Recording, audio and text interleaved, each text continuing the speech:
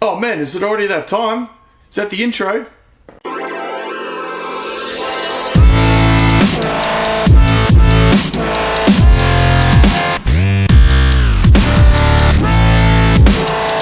Alright everyone, welcome back to the Weekly Pop with AVR. This is episode 10. Thanks everyone for sticking with the show. Sorry I haven't been uploading so much lately. I've just been, run off the park with work. It's just been so crazy. In a 14-day fortnight, I've been working about 12 days, so it's just been insane. But I know I said last episode it wouldn't take another month, but here we are. So I'm going to hopefully have a few more days off in the next couple of fortnights to be able to upload more regularly there.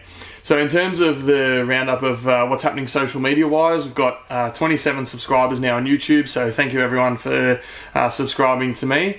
If you want to get in contact with me, you can find me on Xbox or True Achievements. My gamertag is miserlypluto459. On Twitter, you can find me at APVanRoon, and Twitch, I stream occasionally at APVR64. You can also leave a comment on this video saying whatever you like. By now, I want everyone who subscribed to my channel, and a lot of other people would have seen my video for Zedtown. Zedtown's awesome. It was really a lot of fun running around with the Nerf guns and the zombies there. It's a long video, which I'll put a link to in the description. It's 2 hours 15, I think. I do still plan to edit it down to a 20 to 30 minute highlight reel, but I just need time to be able to do that. As it stands right now, I think the video is just about to hit 200 views, which would make it my most viewed video on the channel since I've started releasing videos regularly here. I really did consider driving up to Sydney the next fortnight later and playing the Sydney game as well, but it just couldn't justify it. It was just a bit expensive there with the 8-hour drive there and back, and accommodation and the ticket and just everything. Yeah, it would have cost me hundreds and hundreds of dollars, and oh man, but I nearly went. I'll be keeping an eye on what they put out in the future as well, because yeah, like I said, it was a lot of fun. I'm going to do a bit of a roundup on the games that I've been playing. Being that it has been a month, I'm not going to go too much into it, otherwise this will be an hour-long episode. But I'll just talk about the games that I finished. So, I finished Where the Wild Things Are. That's boring. Don't waste your time with it. It's just long and generic, not great. I finished another indie game called Level 22, and I had a lot of fun with that one. It was quite good. A little bit of a stealth kind of game where you try and get up to your office because you're running late, and if no one spots you coming in late, then you weren't late, were you? Walking Dead Michonne, finished that, and pretty standard Telltale fare, but it is shorter, being that it's only 3 episodes instead of the usual 5 there. Uncanny Valley, which is kind of a horror-themed indie game. Yeah, like a choose-your-own-adventure. It's pretty easy with a guide. 3 to 4 hours, you can smash it all out there. Doodle God, done. Pretty easy, just a matching kind of game. And Minecraft on both Xbox One and Xbox 360 was running low on the points in terms of the time I had to score them. So Minecraft have a lot of high ratios in their game. So I had a few friends that have achievement worlds who helped me out. Still got quite a bit to do, including the new update, which has just dropped. So yeah, it's been pretty busy month there. In other news, I did a bean dive. So for those that don't know, a bean dive is an event on trueachievements.com. It's created by a guy called Bean Potter. The idea is that if you earn an achievement on the game that you bought, now you've played it and it hasn't been a waste of money, I suppose. And the idea is to dive your percentage down by doing so, your completion percentage, that is.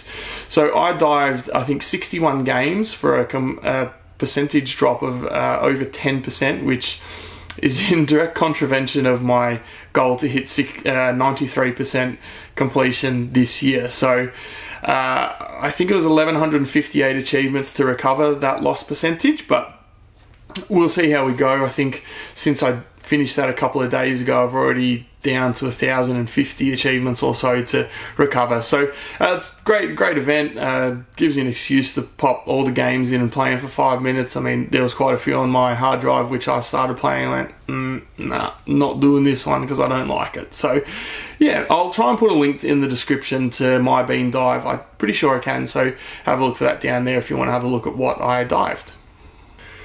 Alright, so we've got the Great True Achievement Score Challenge Roundup, or G-Task. So I've got some news there that will surprise nobody. We've been crushing it the last 4 or 5 periods there. We cruised through pretty much every period in the top 10, except for one where we needed to use a bonus to stay alive.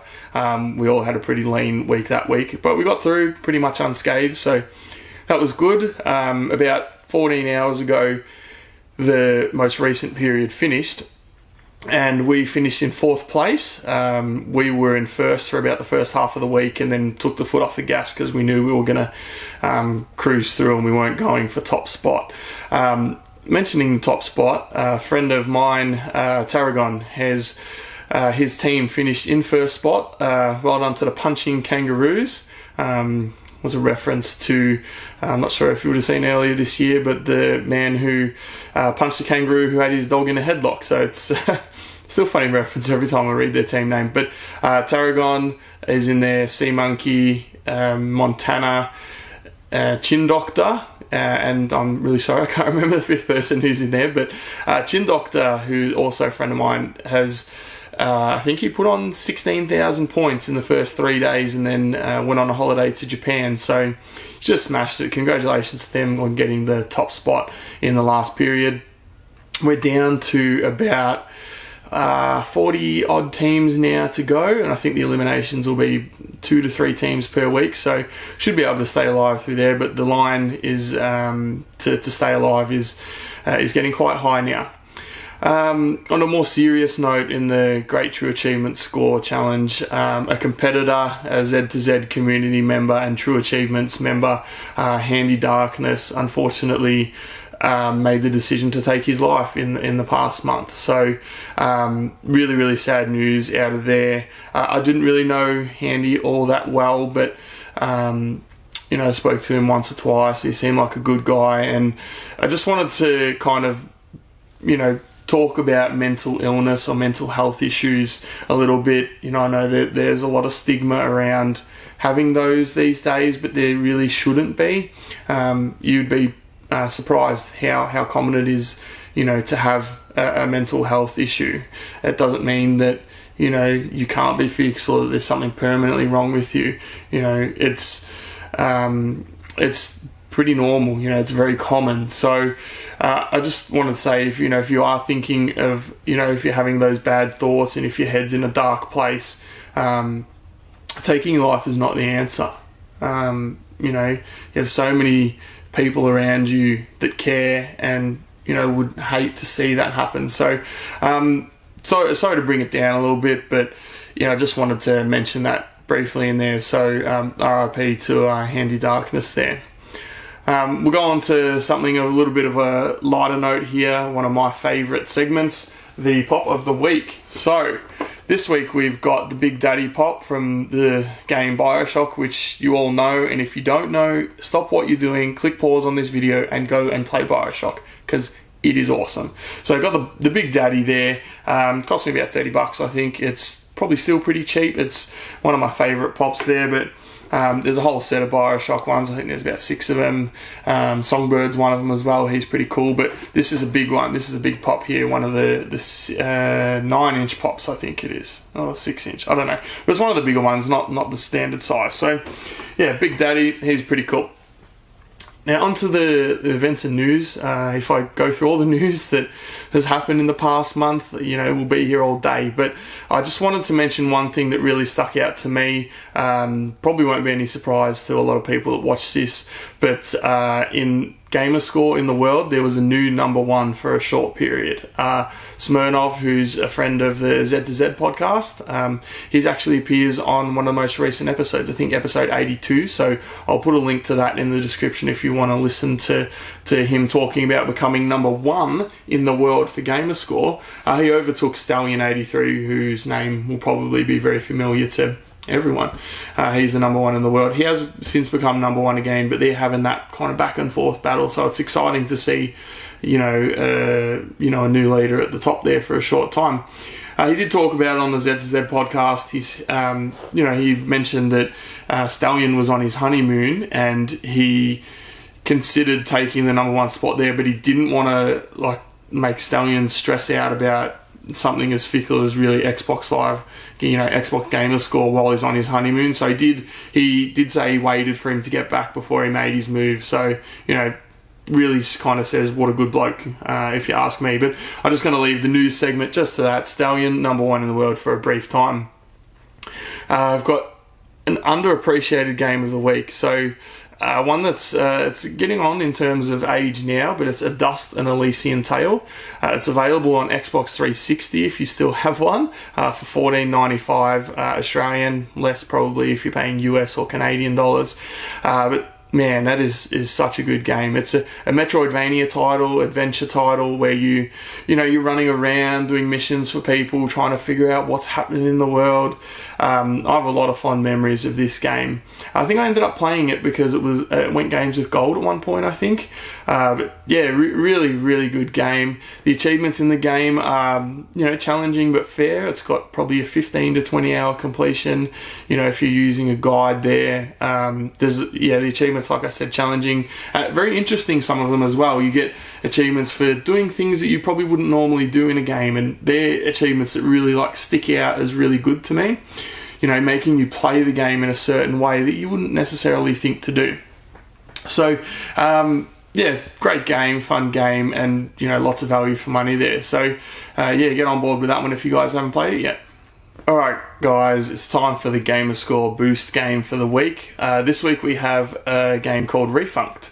I wasn't really sure what to expect from Refunct when Tarragon added it to the game share, but it's pitched as a relaxing platformer, which, it definitely is. It's really good if you've had a tough day at work, you're like, man, I don't want anything that's going to do my head in. Just jumping around the place, getting to the next switch. It's pretty easy game. You can finish it in 1 to 2 hours. The idea behind the game is, like I said, getting to the next switch, turning the world colour, because it's a drab world, just jumping around onto the blocks, going to the next one. The achievements are pretty easy, like I said, completable in 1 to 2 hours. For me, it's probably closer to 2 hours because I'm not a very skilled platformer. The only achievement I have left is the one for finishing the game in under 4 minutes, and I think my closest time is about 4.5 minutes. So easy game for those of there who are decent platformers. We'll go on the play of the day. We've got my friend Paul at Zedtown in the first couple of minutes of the game. He went up and tagged a zombie, a girl there, in the first 2 minutes, and I'm pretty sure she runs away. He's like, come on man, it's like the first minute of the game, what are you doing? Just makes me laugh. What a banana he was being there. But check it out, guys. I was going to go and just shoot some people. Oh, she's running away, man!